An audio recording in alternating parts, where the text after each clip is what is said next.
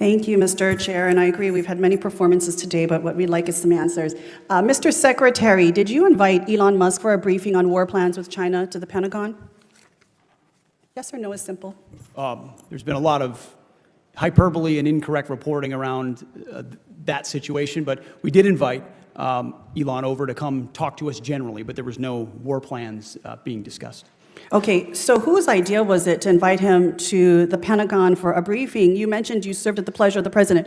Was it the president's will to have him come and be briefed? Well, as you know, at that time, Elon Musk was leading up DOGE efforts, and we've taken a great investment in DOGE at DOD, and so getting his input on how we make DOD more efficient makes a great deal of sense. Okay, but don't you think it's a conflict of interest for the world's richest man? Many of the contracts that the DOD is engaged in, billions of dollars of contracts going to his company, and he is, as to your point, was leading DOGE, which was involved in cutting hundreds of contracts, but also becoming intimately aware of the platforms and the requirements that would be given out for new contracts. Did you not think it was a conflict of interest to invite someone with financial interests into the Pentagon to have firsthand knowledge of what they could then bid on for their own, enrichment?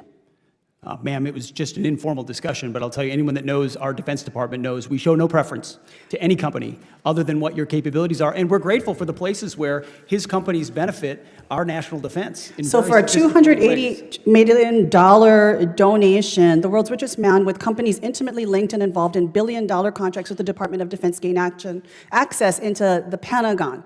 So would you say that any company right now that has multi-billion-dollar contracts with the Department of Defense has access to the Pentagon right now? 1-hour briefings with you, personally. On the regular basis, I meet with many people and many different companies and many different aspects of our defense industrial base to ensure we have the best possible capabilities. It would be imprudent to do Well, I'm sure for an investment of $280 million, Elon's investors are quite happy that it's come out into the billions. I want to jump questions right now. Mr. Secretary, on January 6, 2021, rioters and looters attacked federal law enforcement officials, vandalized and destroyed federal government property, and caused an estimated $2.7 billion in damages right here at the Capitol. Would you have sent the National Guard and the Marines in on that day? Well, unfortunately, President Trump requested the National Guard in advance, and that was... It took him quite a long time. I'm asking you, as Secretary of Defense, would you have sent in the National Guard and the Marines on that day? We had 140 Capitol Police officers injured. One died the next day. Would you have sent in the National Guard and the Marines? As I said, President Trump directed National Guard to be there in advance. And I think you can look at the record of how long it actually took for him to actually send them in. But it's good to hear that it sounds like you would have sent in the National Guard and the Marines on that day in which the insurrection was taking place right here at the Capitol.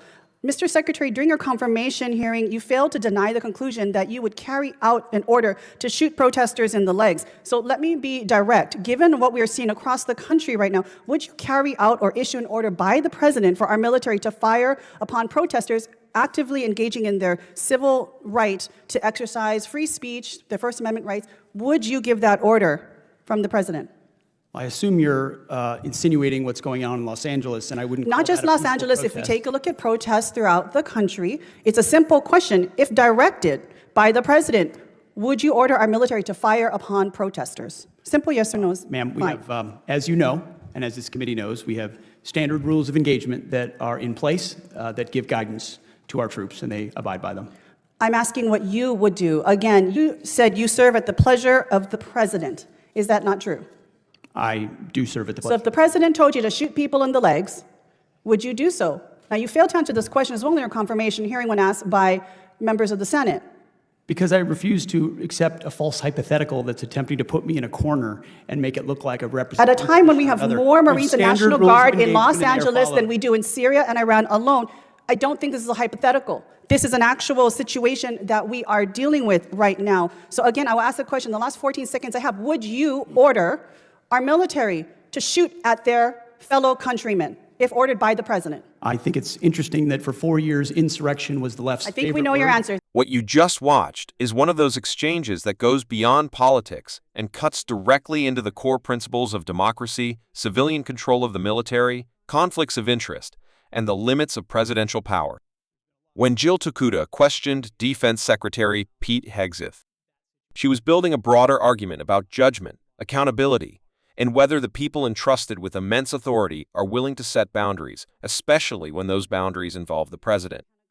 The first issue she raises, bringing Elon Musk into the Pentagon, isn't just about one meeting. It's about the intersection of government power and private wealth. When someone who controls companies receiving billions in defense contracts is given direct access to high-level discussions, even informally, it raises a fundamental question: where is the line between public interest and private gain?